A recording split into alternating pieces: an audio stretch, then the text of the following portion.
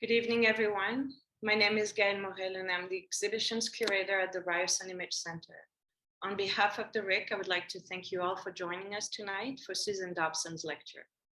I would like to start by acknowledging with respect the Anishinaabe, Mississaugas, and Haudenosaunee peoples and their traditional territory of the dish with one spoon.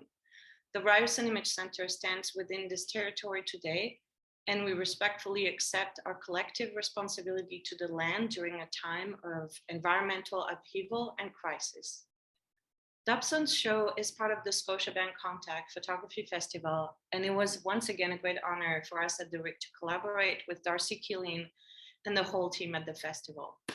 Before I introduce Susan's show, I'd like to mention a few program notes before we begin. We are recording tonight's event and we'll be uploading it onto our YouTube channel in the near future for those who aren't able to attend tonight or for those who would like to watch again. Closed captioning through Zoom webinar has been made available for tonight's audience.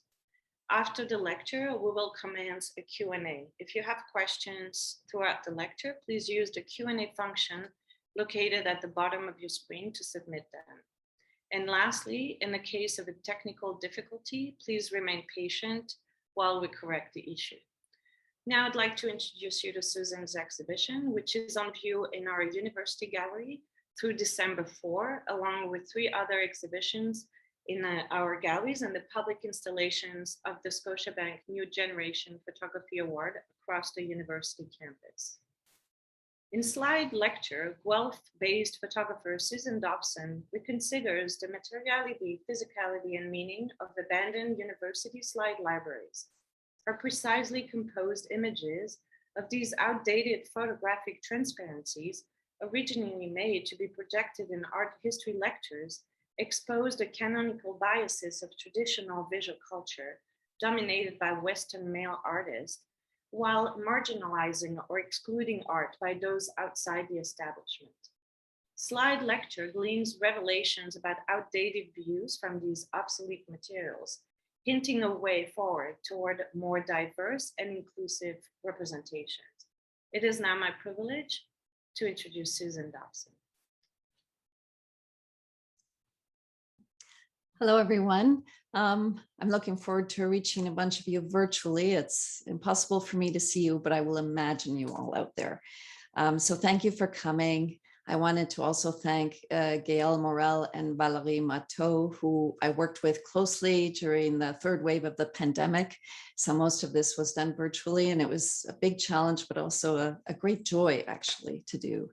And I want to thank Paul Roth and all of the gallery support staff who are also wonderful to work with and realized exactly what I had in my mind.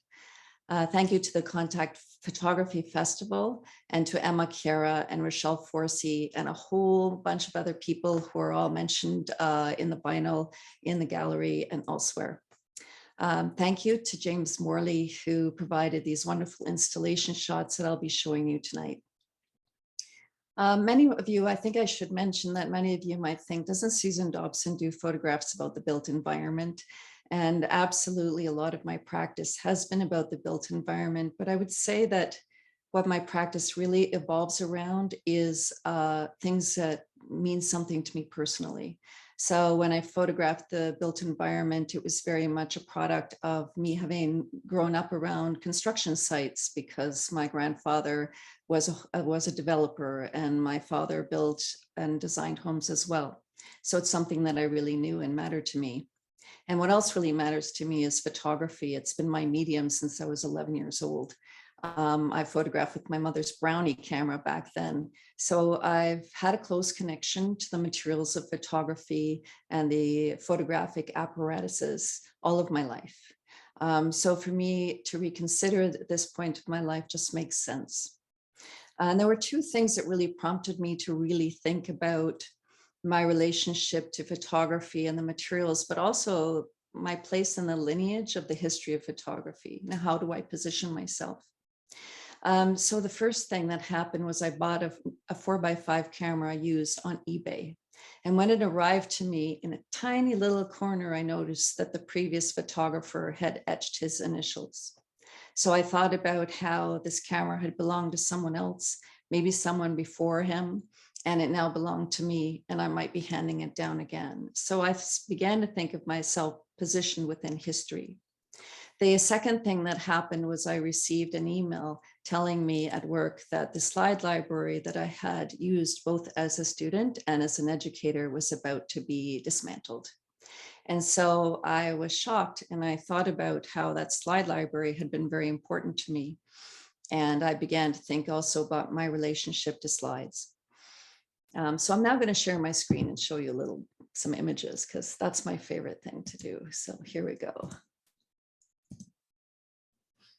Let me just make it full screen there. I hope you can all see it. Yes, I'm getting a nod from Gail, so that's a good sign. Okay. So let me get this started here. So I wanted to show you just a little bit of previous work so that you have a sense of where this work is coming from. So when I got this 4x5 camera and it had the initials in it, I suddenly became very interested in the fact that maybe there were fingerprints on this camera that belonged to the person before me. Maybe I was putting my fingerprint on the camera, on the photographs, on all of the materials that I was working with. And I began to think about how we leave a record about ourselves. And one way that photographers were doing this, if they meant to or not, was through etching or drawing on the ground glass of cameras. So the glass that was on the back of large 4x5 cameras, they were also doing it on other cameras through the viewfinder. And these marks, as you're seeing here, were sometimes a focusing aid. Sometimes they were to control the composition a little better, maybe for composing with text too. It could have been a commercial application for all I know.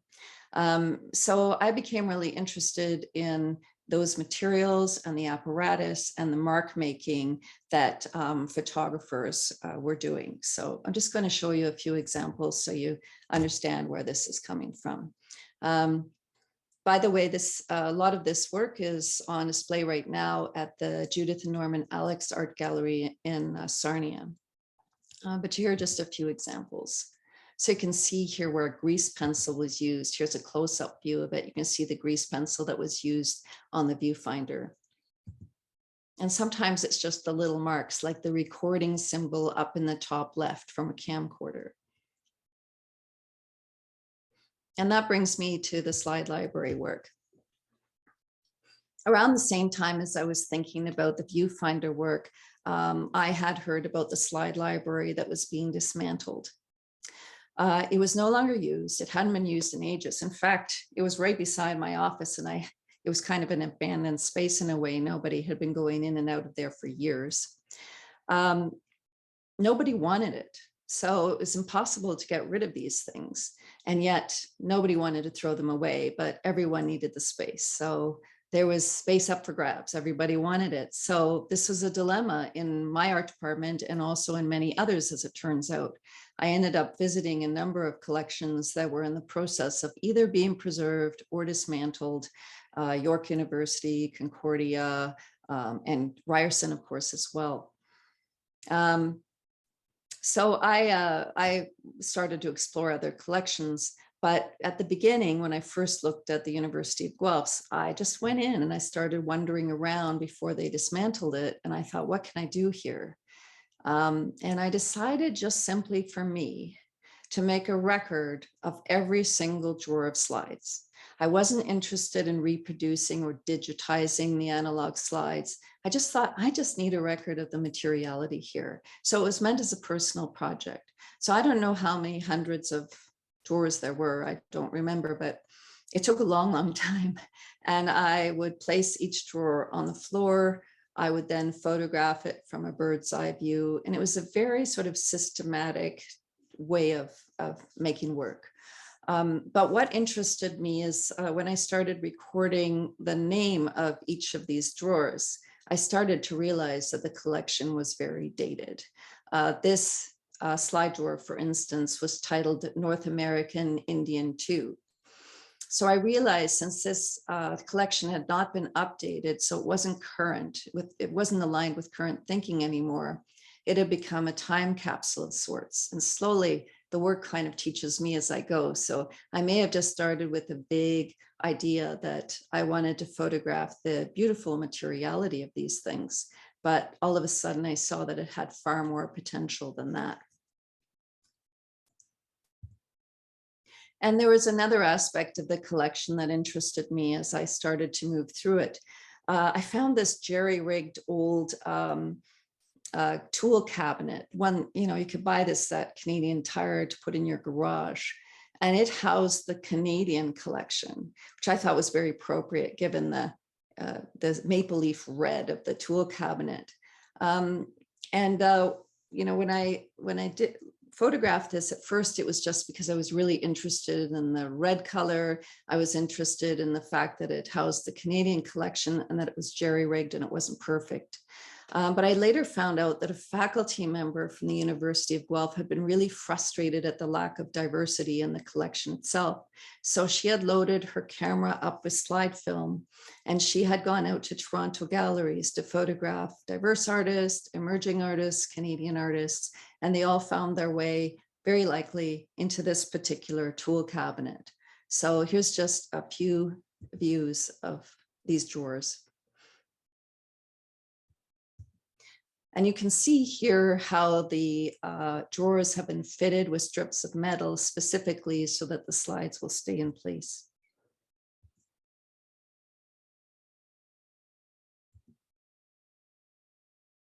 And here I'll show you the project that came before the one that I'll be speaking about tonight. And this was the first project I made on the subject of the slide library. It was commissioned for the Photo Noviembre Photography Festival in Tenerife, Spain. And originally we had an exhibition planned for a gallery space, but after I spoke at length with the curator, Gilberto Gonzalez, we thought it would be more fitting to show it in the newly built Santa Cruz Library, because the brand new library was really designed for laptops. Although there are bookcases, there's a place to put shelving to put books. I didn't see anyone use the books while I was there. Everyone sat and worked on their laptop instead. So in a sense, there was an air of obsolescence about the space. And I felt the commonality between the obsolescence perhaps of the book, studying the physical book and studying the physical slide. So I put the two together.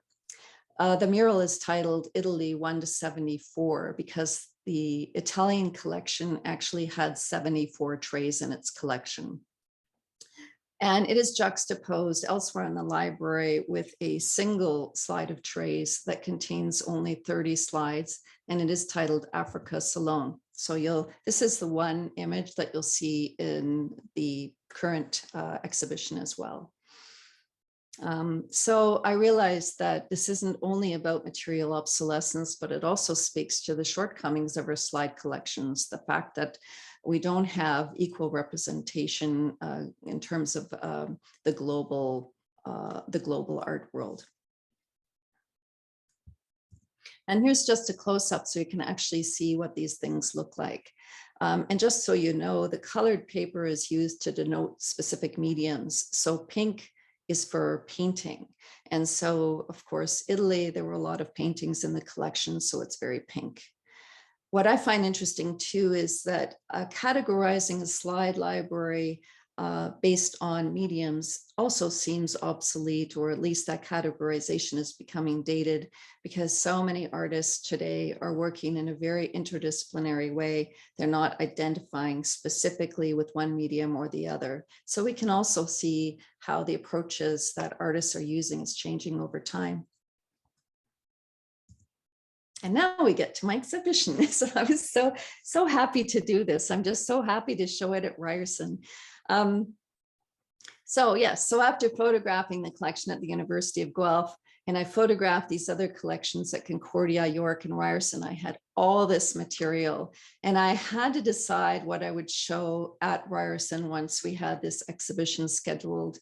But really wasn't a tough decision, because I wanted to really speak to the two collections where I was both a student and an educator. So having studied these collections myself as a student, and then, organizing from these slide collections and showing the work to other students, these are collections that really matter to me and that I have a history with. So it seemed fitting. And just so you have some background, the slide collection at the university began in the early 1970s, I think around 1971. And the university, Ryerson's collection dates back to 1968. Slides, on the other hand, fell out of favor with the rise of PowerPoint. So PowerPoint was used by both Mac and Windows users in 1990. And then, you have to think, well, where was the death blow to the slide library? When did it actually stop being used? And I think that you could probably look at the demise of Kodachrome, which was the slide film that most people used in order to document books onto slide.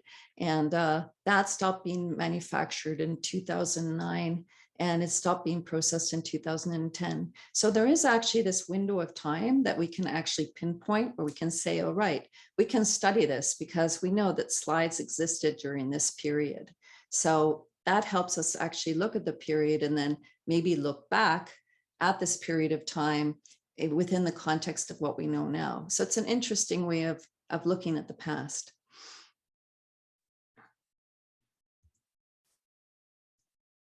So I really wanted this particular vinyl in the hallway leading to the gallery. It was important to me because I've titled the exhibition Slide Library. And having titled it that way, I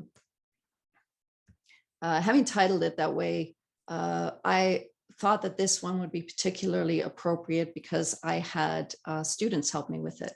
So what I did is, this is every slide that the University of Guelph was going to have to throw out. And instead of throwing them out, of course, I took them all into my office and kept them there for 2 years. So students would have to try to get around them in order to come and see me. It was quite a mess. But eventually I invited my Photo 4 students to help me make this photograph. So we lugged the equivalent of 23 huge containers from the 4th floor to the 3rd floor in order to make this photograph.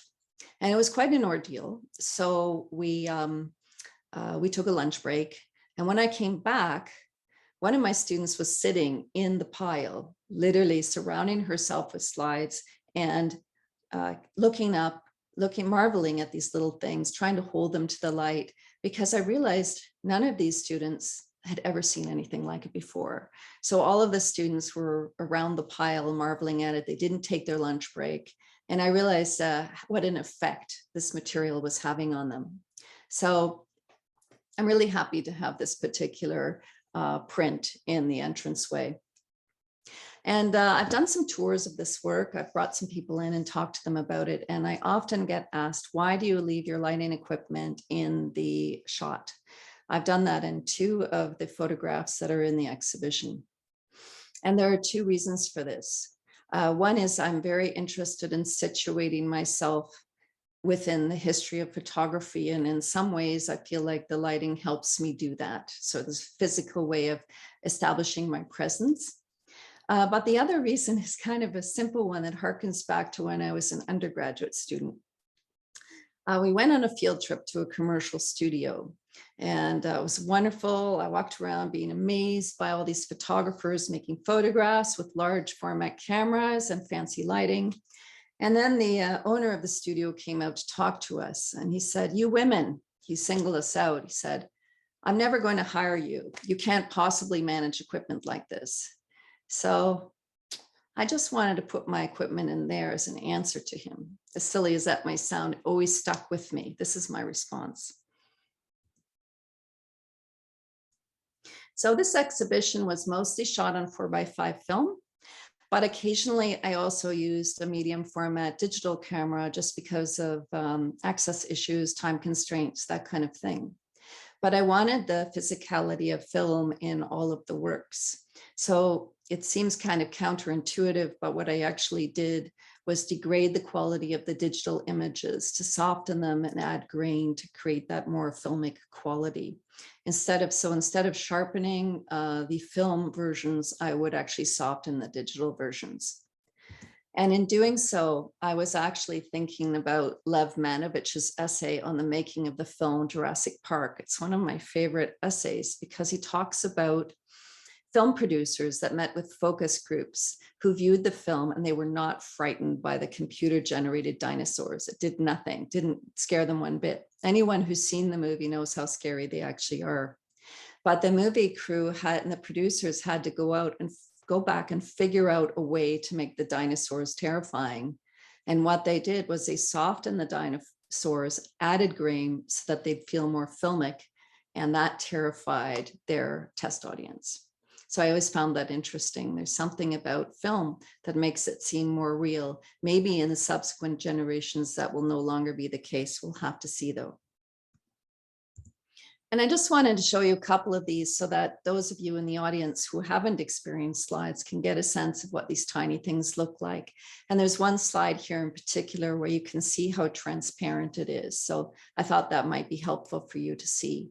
Naturally, they're shown with light projected through them. They have a wonderful quality because the color is very saturated. You get great tonal range, so the quality is really unsurpassed.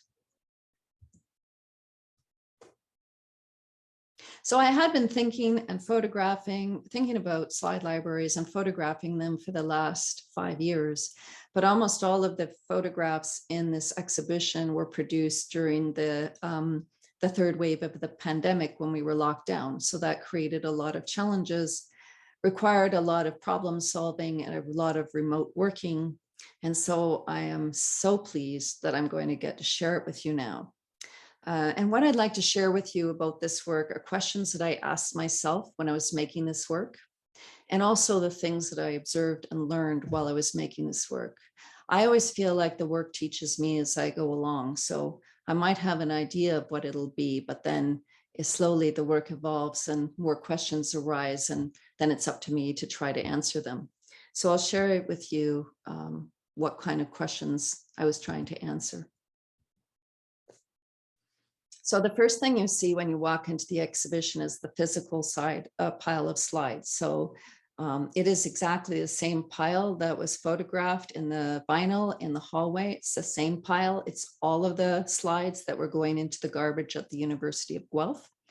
And one thing you don't get from these particular is it's not a problem with the installation shots. They're wonderful, but the physical experience of being there is quite different because these things shimmer and shine as your body moves through the space. So they actually come off like jewels and they reflect off the ceiling. And there's quite a magical quality to being there in the space that I'd hoped for, but wasn't sure I'd get. And I'm very, very, very pleased about it because in a sense, they are like magical little objects. And the lighting designer did such a wonderful job to make that happen.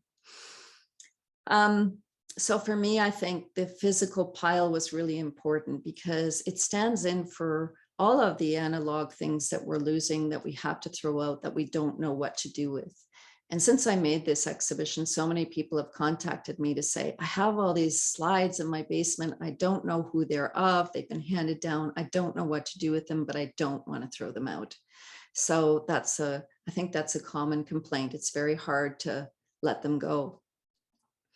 Also, you'll notice the walls of the gallery are painted a matte black and all the frames are also black. I was aiming for rather the quiet, meditative environment that you have when you're looking at a slideshow. But I also realized that there is another interpretation, which might be that it is a memorial to these objects. So on the left-hand side, you can see the first wall of the exhibition. So I'll show you these things up close now. So this is the first photograph. It's a bird's eye view again of hanging slide files. So just so you can see, that's a hanging slide file right there. So it would hang in a filing cabinet, okay? And it was hanging in a filing cabinet that contained many of the slides that Ryerson decided to preserve. So they had to make some decisions about what they let go and what they preserve. And the tabs that you see are actually the titles of each hanging file. So I'll just show you a side view so you get a better sense of what you're looking at. So this is a side view of the hanging files that are actually Ryerson's preserved slides. And notice the tabs up top. So when you think of that now, or I'll show you just quickly, these are the cabinets that they were stored in. So these cabinets, when you open them up, have these hanging files, and I photographed them from above. So this is how this image was constructed. And actually what I did was I photographed a number of these files, sliding drawers from above, and then I digitally composited them to make a long piece to recall the body so that it would be a little bit more anthropomorphic. And I'll show you some details. Here you go.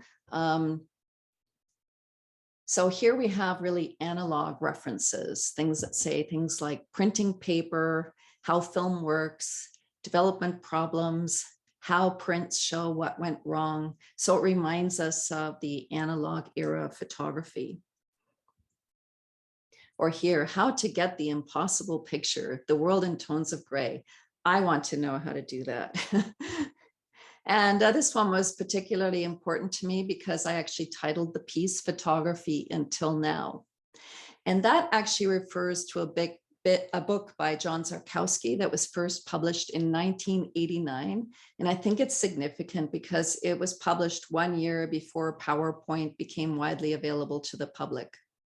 So in a way, I think of the slide library and also this book as describing photography just before the mainstream use of digital imaging. So it speaks of a period of time that was really about analog photography, but also the conventions that came with analog photography. And next, we have these towers that I call monuments, that are made up of slide carousels that were used to house and display slide lectures. So slides would be put in carousels, and I'll show you what they look like. Here you have a carousel that's containing slides. So I stacked all of these into individual towers. So here you have Monument 1. And here you have Monument 2. Now I realized that slide carousels come in various shades of gray. So what I tried to do is emulate the zone system by Ansel Adams. And that is a specific system that we were taught at the time. So it's a way of thinking about and pre-visualizing what your print will be like even before you take the picture. So it's a really formal way of working espoused by Ansel Adams. And it was medium specific, and it really glorified the fine print that you would put in a frame.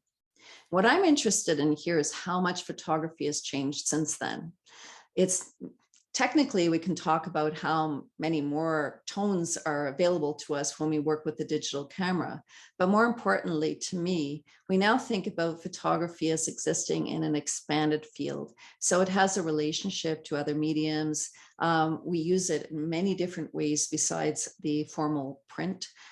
So I really think about that, and I think, well, the zone system really lived its moment at a specific time, and that was when I was actually training as a photographer.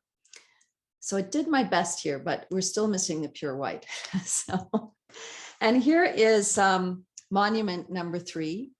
And this last column is leaning precipitously as if it's about to fall into ruin. And here, what you're seeing here is the next wall that continues over to the 3rd wall. And on this wall, you have 47 slide carousels photographed again from a bird's eye view. These are all the lectures from Ryerson that have been preserved in carousels. And I found each of them in a box that was usually had the title written on the box in handwriting. So I don't have an image of those boxes exactly, but I'll show you some so that you just get an idea. So this is the kind of thing you'd find the carousels in these boxes, and they'd usually be labeled in some way. So I'll go back to the carousels. And So I photographed carousels at all these different institutions, but I decided to stick directly to the Ryerson carousels because I think from each institution, when I look at the carousel lectures, I can learn something about the program itself, what was being taught, what the expertise was of the individual instructors. So I felt that it was useful to stick very tightly to this institution in particular.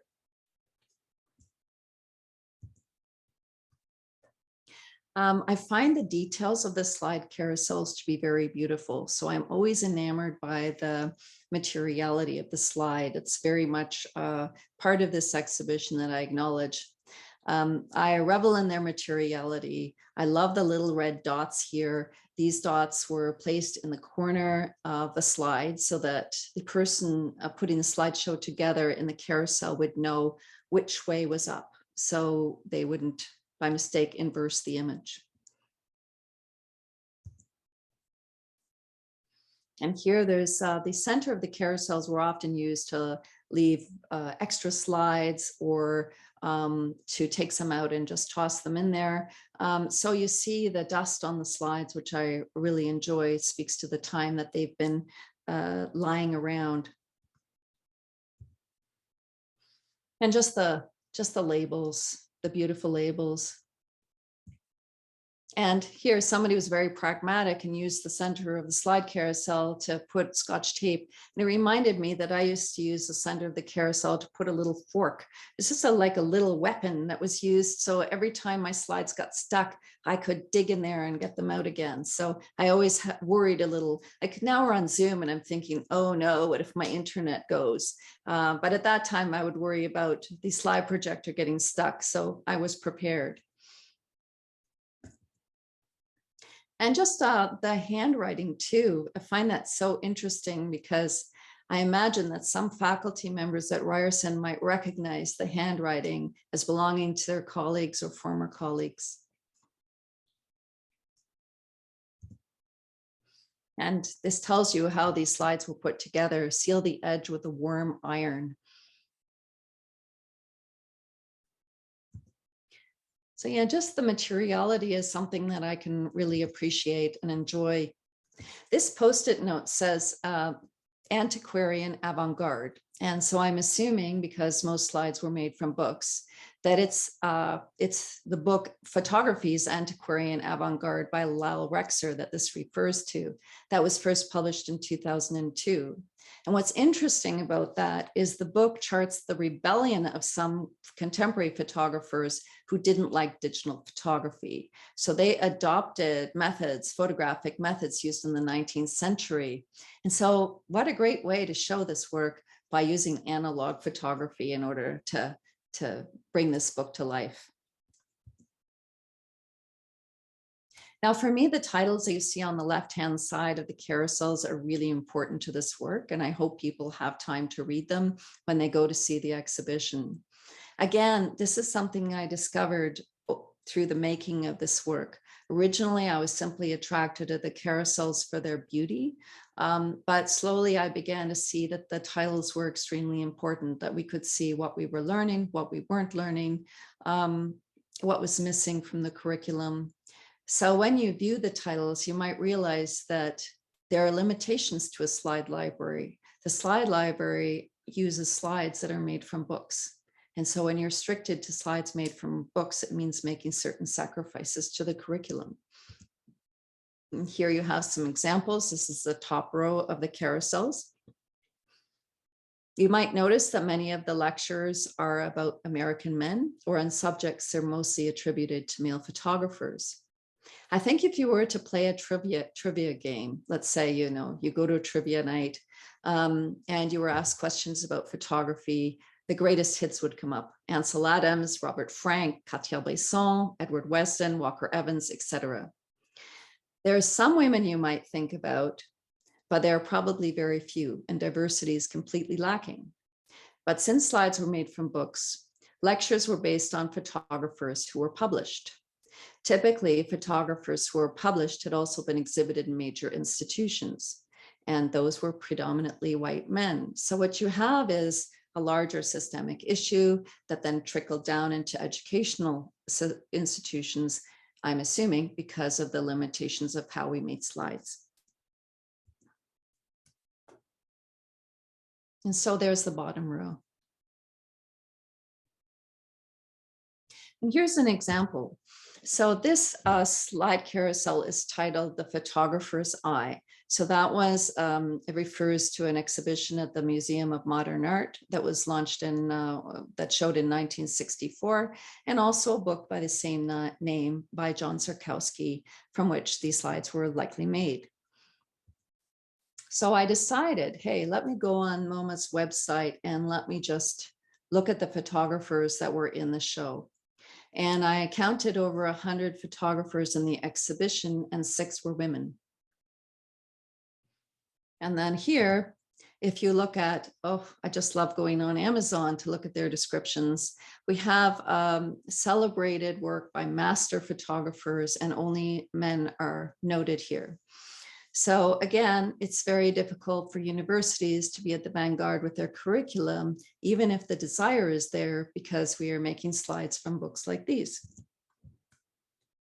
And here we have individual authors, so slides by individual photographers. So we have Eugene Smith, Robert Frank, Eugene Richards, Ansel Adams. I have no idea why there's only one slide in that tray.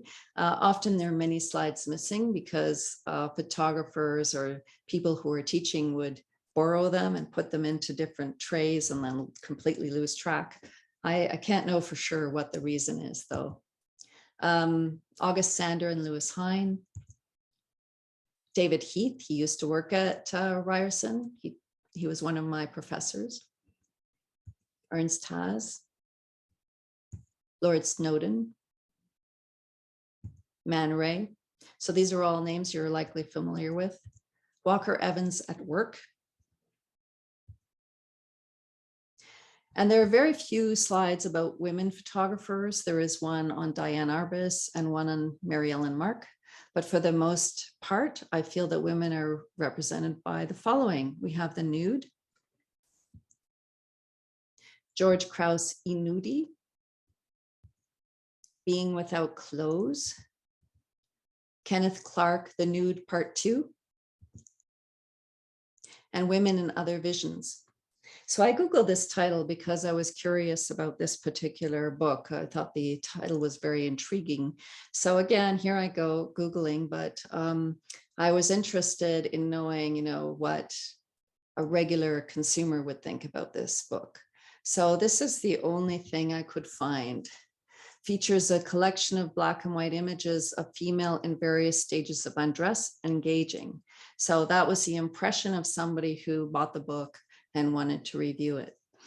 So that interested me. And then I thought, well, does this mean that women were seen as passive objects and men as active makers? How did I respond to this when I was a student? What were my thoughts about it, or did I actually give any thought to it at the time? Now, as I look back, because of where we are situated now with a view to diversity, where we're really thinking about equality, where we're thinking about global awareness, it seems like a very different time. So I really see it as a time capsule, as a moment in time. But it seemed really appropriate that at that time, the Guerrilla Girls called it out. Do women have to be naked to get into the Met Museum? I think this is a really iconic poster. And again, this was published in 1989, 1 year before PowerPoint became mainstream and the slides collection began to be phased out. So going back to the exhibition, when you move around the gallery, you can see part of wall 3 here. And here you see the full wall. Okay, so I'll go through the individual images here. So here you're seeing the filing cabinets again that contain the slides from the Ryerson collection that were retained. I was really interested in this as this process was going on. I wondered, how do we decide what to include and what to throw away? These are really critical and difficult decisions to make. And it reminded me that Max Dean showed a piece in the same gallery called As Yet Untitled, installed in at Ryerson a few years ago, where a machine gave you a 4x5 photograph and asked you if you wanted to shred it or retain it. And I could never shred anything. Maybe that's why I have a mountain of slides that I'm going to be storing in my office forever and ever. But interesting to think about, you know, what is the legacy that we want to preserve? Which are the important slides? It's a really difficult question, and that could change over time. And I love this little Tupperware container that was sitting on a light table near the filing cabinets that you just saw. I assume that these slides were put into the Tupperware container because they were waiting to be organized and categorized. The light table itself was a mainstay of slide collections. For instance, when I go into the University of Guelph slide library, I would walk in, the lights would be dim, there'd be classical music playing, and everybody would have their spot on a light table. And researchers would gather here. We'd talk about new work that we'd seen. We'd talk about what we were teaching. We'd sort these things out on the slide table. So it really became a very important fixture in the slide library. So that's why I decided to print this particular image on transparent material and mount it on a light box so that you would get that backlighting that we experience with the light table. And just going a little closer here, I really love the reflection in the light table itself. I thought of it as an indexical trace, or almost like Talbot trying to fix an elusive shadow. I've always really enjoyed that metaphoric quality of the light table. And moving more closely, you can see that we have 18 ounces of slides here. Most importantly, I guess, the title of this slide in the front is really important to the work. It refers specifically to the photograph on the cover of Beaumont Newhall's 4th edition of the History of Photography. It shows a photographer taking a picture of another photographer. And here I am, a photographer taking a photograph of a slide made from a reproduction of another photograph. And so I think that lineage is just so interesting, how the evolution of photography happens and how we build from one generation to the next. And photography constantly evolves and progresses. And I studied from the 5th edition of Beaumont Newhall's work. Okay, in the online description of this book, 26 photographers are listed, 3 of them are women. But I did want to talk just briefly about, here I'm a little bit behind. Clément Cheroux, who is the current curator at MoMA, reflected on this history in an interview published in Aperture. He noted, "The MoMA collection has long defined itself through the canon of the Western white male. The most important thing for me is to not forget the past. I want to work with it. It's not as much about forgetting as much as it is trying to deconstruct the canons of a history that has been written in a model that was clearly colonial and heteropatriarchal. So it's all about ways to try to deconstruct that model. I think this is a nice way to think about the slide library. Let's not forget about its limitations and flaws, but let's view it in the context of the present and chart a course for where we want to go." And time is getting short, so I'm going to really rush through these. So this is the final wall. It's comprised of art historical slides from the University of Guelph's collection. I chose to include the art historical slides as a way of demonstrating that canonical biases are not just limited to one single medium. Each of these slide trays contains 4 countries. This one is Egypt, Iran, Iraq, Israel. And this one is Libya, Tunisia, Turkey, and Afghanistan. And in the center of wall, I've grouped these 5 trays together intentionally because these are art history's greatest hits. So if you were asked on Jeopardy, to answer an art historical question, it will probably be one of these: Rembrandt, Monet, Michelangelo, Van Gogh, or Gauguin. And here is just some close-ups of Rembrandt to Rembrandt. Here is a close-up. I just love the materiality of this work. I love the handwriting that you see on these cards that separate each of the slides. I think it is Michael Hall's handwriting. He was actually the slide librarian for many years, and he passed away not long ago. Monet to Monet. Here's a detail. Water lilies, of course. Michelangelo to Michelangelo. Van Gogh to Van Gogh.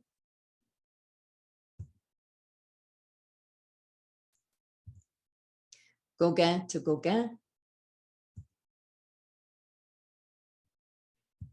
And of course, here we have an article from the New York Times that was published in 2019.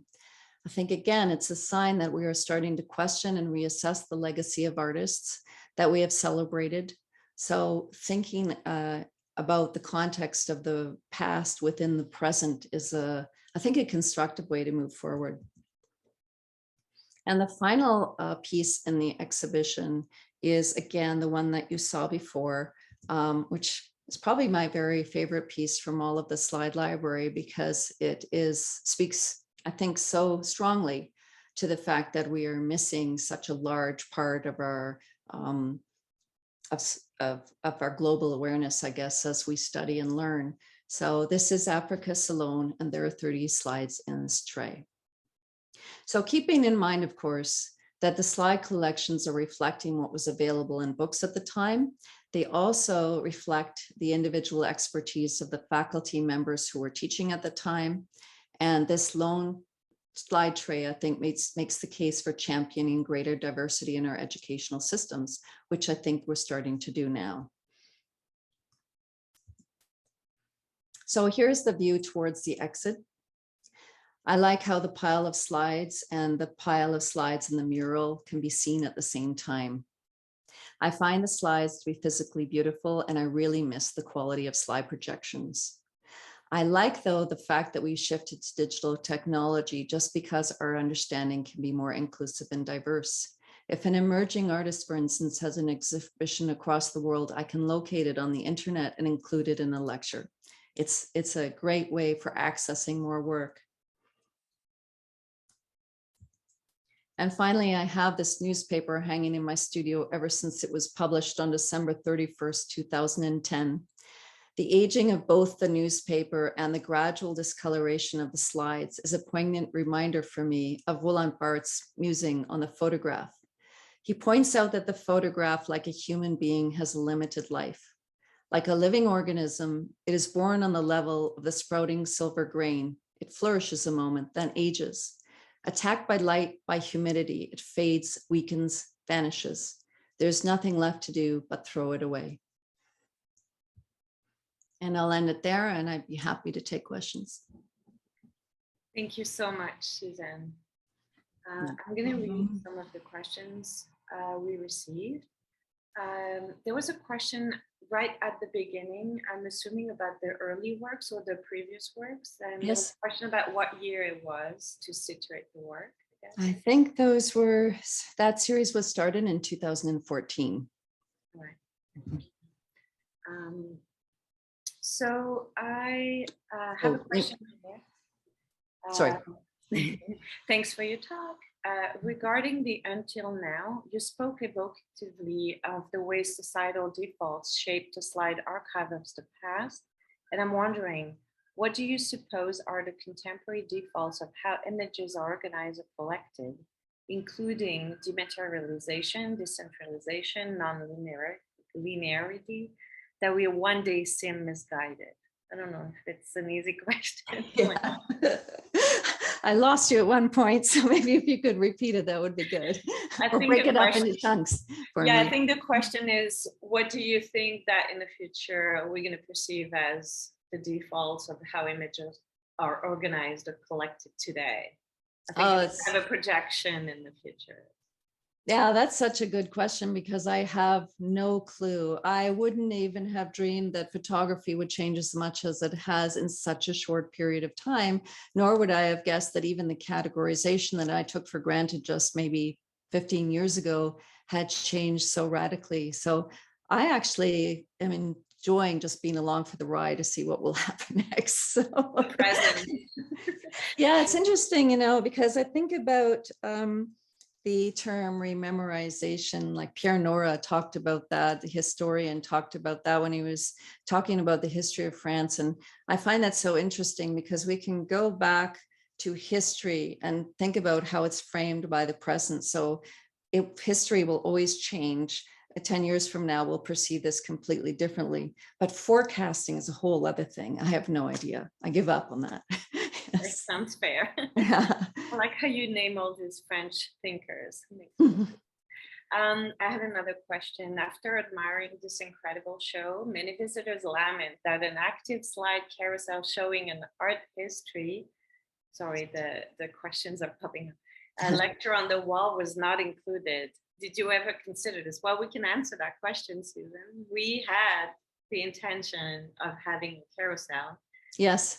But COVID happened and we didn't want to have more objects that people could touch or invite people to interact with the apparatus. So eventually, I guess we decided it was not maybe the best time to have an object. Would you agree with that conclusion? Yeah, I think that was one of the reasons. But when I thought about it later as well, I thought there's something great about withholding and not giving everything away. And just the same way that the slide in the front of the Tupperware, I don't show it to you. I only give you the title. And I think that kind of withholding is a productive way to let you imagine maybe what it would be like. But I did notice that form of withholding can be a problem too, because I noticed quite a few people coming to the exhibition, running to the pile and grabbing the slides to hold them up to the light to look at them. And it's just very hard to resist. And I think what's missing, because there's no carousel, is the sound. I don't know if you remember the sound. Yes. Oh, yes. That's Yeah. yeah. That's true. So there's a question about the time it took you to work on this body of work. You said 5 years, but is that full-time, part-time? Was like breaks in the middle? There were breaks because I was also working on the photographs that you saw at the very beginning of this lecture. So I was doing that work at the same time. But there are periods where I was working completely full-time on the slide library. So when I would get access to a library, I would really have to work on it every day. And they'd be usually throughout the summer, I'd be working on them since I teach during the year. And then I would do my shooting in the summer, and then I'd start on production, working on Photoshop during the time when I was teaching. That's the usual rhythm for me. But during the lockdown, it was really crazy. I actually had to print all of the carousels myself because the labs were locked down. So I had to get a printer and print them at home, and there are 47 of them. So I actually worked on Christmas Day too. And we had them, good thing we were locked down, I guess, but I had them lying all through my house downstairs, just trying to match all the tones. So sometimes it was obsessive, yeah. Mm. And maybe I'll just ask a couple final questions. Sorry, I'm reading them as they pop up, so that's why there's a bit of lag. There's a question here about Alison Longmead from University of Pittsburgh, as you have discussed briefly as well, talks about some of the interactive aspects of slide viewing amongst faculty in the Visual Resource Center, sharing of images among colleagues, etc. Have you thought about how to recreate that in the online world?